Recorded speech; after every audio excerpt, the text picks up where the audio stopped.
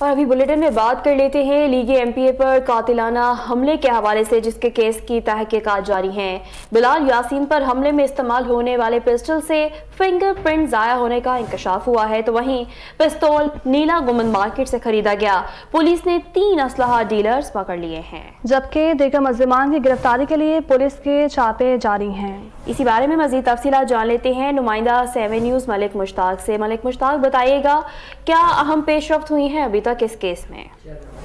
جی بالکل، یہ لیگی M P اے بلال یاسین پر حملے کا معاملے میں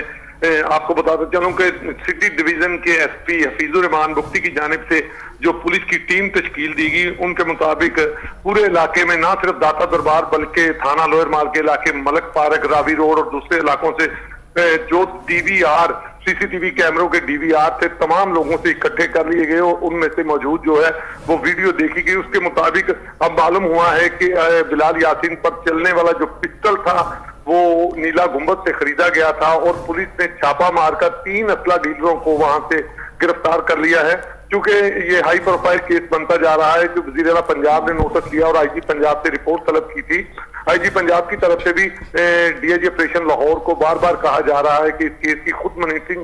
کی جائے، اور وہ کر رہے ہیں۔ اس حوالے سے تمام ایس ایچ او صاحبان نے، جو سٹی ڈویژن کے تمام تھانے ہیں، ان کے ایس ایچ او صاحبان نے اپنی ایک پولیس کی ٹیمیں تشکیل دے رکھی ہیں جو انویسٹیگیشن کے حوالے سے علاقے بھر سے شواہد اکٹھے کر رہے ہیں۔ ملک مشتاق، یہ بتائیے گا کہ فنگر پرنٹ ضائع ہونے کا بھی انکشاف ہوا ہے، اس حوالے سے کیا اپڈیٹس ہیں آپ کے پاس؟